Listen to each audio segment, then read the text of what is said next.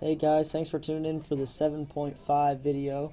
Today we're going to talk about exponential functions. But before we get onto that, I want you guys to go ahead and knock out these 4 review problems. And when you get back, we'll get started with some new terms. So a couple of new terms that we're going to use here. An exponential function is a function that can be described by an equation of the form y equals a to the x power. So whenever we have our exponent is a variable. Exponential growth is when an initial amount increases by the same percent over a given period of time. And an exponential decay is when an initial amount decreases. And we'll see it decreases by the same percent over a given period of time. So we'll see a couple examples of exponential growth and decay. So our first key concept is just what an exponential function is. Whenever we have our variable as an exponent here. Alright? So let's scroll down and take a look at our first example using exponential functions. In number 1, they want us to graph y equals to the 4x power and to find the y-intercept and to state the domain and the range. So there's a number of things that we're going to be doing in this problem. The first one is they want us to graph the equation. So in order to graph it, we're going to do what we do for every equation. We're just going to graph the ordered pairs and connect the lines, connect the points that we find. So our first point I've selected is -1. So we're going to plug -1 into our x value, and we're going to get 4 to the negative first power. We're going to plug 0 in, 4 to the 0 power, 4 to the first power, and 4 squared. So what is 4 to the -1? Well, whenever we have a negative exponent, we take the reciprocal. So we have 1/4. Anything to the 0 power is 1. 4 to the first is 4, and 4 squared is 16. So then we have our ordered pair, -1, 1/4, 0, 1. And we're just going to plot each of these on our graph over to the right, which we already have done. -1, 1/4 is here. 0, 1, 1/4, and 2/16 is all the way up here. So now we can look at this graph and we can use that to state the domain and the range. So the domain is going to be any x values that we used. And in this instance, since our line goes forever this way and forever this way, we're using all of our x values, so our domain is going to be all real numbers, which we can write like this. Our range is going to be any y values that we're using, and in this instance we're only using the positive y values because this never reaches 0, so it never goes negative, and it continues on forever positive. So we can write our range as y such that y is greater than 0.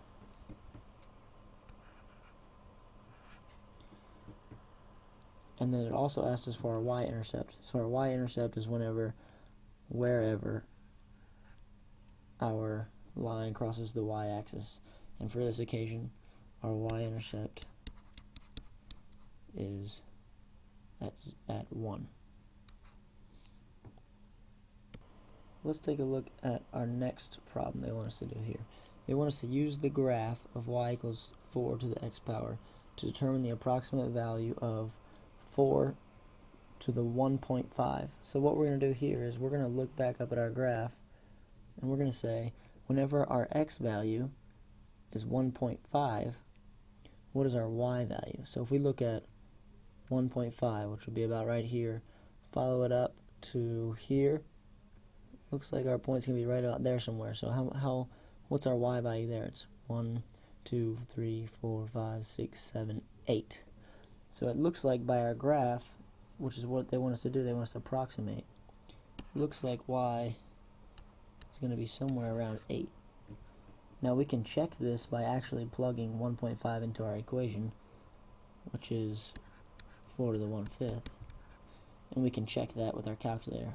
Or we can make 1.5 into a fraction, and we can rewrite it as 4 to the 3/2 power, and we know how to solve that from our last lesson. And after we solve that, we'll see that 4 to the 1.5 actually is 8. So before we move on and I let you take a look at the next example problem on your own, I want to point out that this graph that we just looked at is an example of exponential growth, because as our x values increase, our y values are rapidly increasing. And we'll see that as well in your next example problem. So I want you guys to go ahead and see if you can graph y to the 5x power on your own and make an estimate for the value of 5 to the 0.25. And then when you get back, we'll take a look at an example of exponential decay. Exponential decay is quite similar to exponential growth, but it's just the opposite. So as our x values increase, our y values get closer and closer and closer to 0, but they never actually reach 0. So they want us to graph the equation, find the y-intercept, and state the domain and the range, just like our first example. So what we're going to do to graph it is we're going to graph the coordinate points again.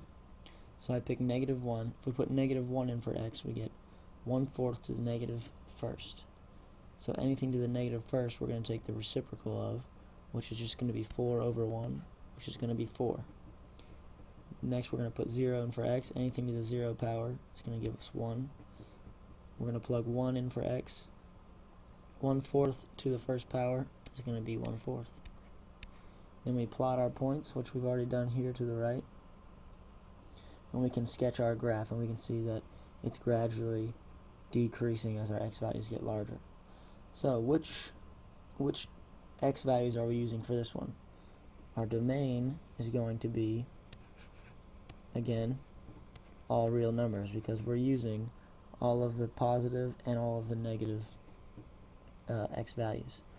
Our range is going to be whatever values we're using for of y, which in this case are going to be same as last time, y such that y is greater than 0. So we're using all of the positive y values. The last question they want us to tell was, what is the y-intercept? Well, our graph intersects the y-axis at 1, so our y-intercept is going to be 1. Okay, I'm going to give you guys a minute so you can graph number 6 on your own. And we're going to take a look at our next key concept, which is exponential growth and exponential decay. Like we've already said before, exponential growth is whenever our x values are increasing and our y values are rapidly increasing. Exponential decay is whenever our x values are increasing but our y values are getting closer and closer to 0. Alright? So our first example we have here is an example of depreciation. Some people say that the value of a new car decreases as soon as it's driven off the dealer's lot. The function v equals 25,000 times 0.82 to the t models the depreciation of the value of a new car that originally cost $25,000. V represents the value of the car, and t represents the time in years from the time the car was purchased. Graph the function. What values of v and t are meaningful in the function? So in order to graph this function, we could plug in x values and get our y values. But the easiest way for this example is we're going to use our graphing calculator. So we're just going to plug in this equation into our y equals on our calculator, and we can graph it, and we'll end up getting what we have here. As for what values of v and t are meaningful, well, if v represents the value of the car, the highest our v can be is going to be $25,000. That's the value of our car. The only thing that will happen to that value is it's going to decrease, right? So V is going to be either less than or equal to $25,000. We can't have a greater value of $25,000 for our car.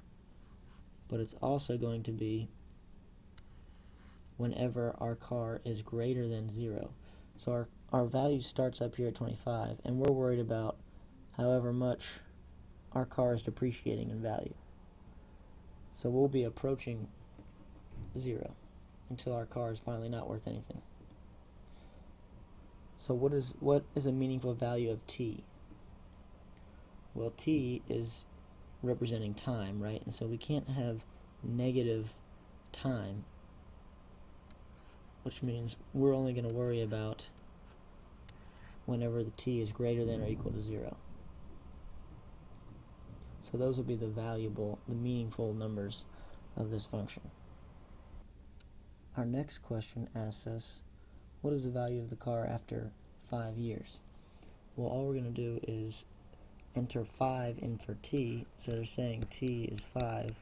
We're going to enter that into our equation for value, which is 25,000 times 0.82 to the t, which is now 5. So we're just going to use our calculator to find out that that equals $9,268.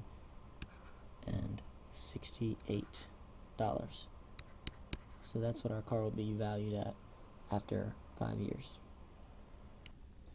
You guys go ahead and knock out number 3 on your own, and we'll take a look at one more example problem. This last one, they want us to determine whether the set of data displays exponential behavior and to explain why or why not. So there's 2 ways we can do it. The first way we're going to do it is we're going to look for a pattern in the data. And I can already see in our data that our x values are increasing at a regular interval of 10. So since these are increasing at a regular interval, we're going to look for a common factor among the range values, and the range values are our y values. So a factor is when we multiply a number by another number, right? So we're going to say, what can we multiply by 10, or 10 by, to get 25? Well, if we multiply that by 2.5, we're going to get 25, right? So that's a factor. Now we can say, does 25 and 62.5 have the same common factor? So if we multiply 25 by 2.5, we actually are going to end up getting 62.5. So if we do the same thing for our last number and see if we get 156.25. And if we do, we multiply 62.5 times 2.5, we end up getting 156.25. So what that's telling us is that since the domain values, our x values, are increasing at a regular interval, and the range values are differing by a positive common factor, then our equation is most likely exponential. So I'll write that all out for you guys. For the sake of time, I just wanted to pause it and write all that out for you guys. And you can pause the video and copy down those notes on your sheet as well. And we'll take a look at our second model, our second way to see if this data is exponential. And what we do is we graph the data here. And so we remember from our first examples, as our x values increase, what's happening to our y values. For exponential growth, we said that as our x values increase, our y values increase rapidly. And this graph looks a lot like the other exponential growth problems we talked about. So from this, we can say that since our x values are increasing and our y values are rapidly increasing, that this has characteristics of exponential behavior. So that's the final answer we'll get there for that one. And I want you guys to go ahead and do this last one on your own and see if it displays exponential behavior. You can do it with both models. You can look for a pattern and you can graph it. And we'll answer any questions you have about that in class tomorrow. Have a good night.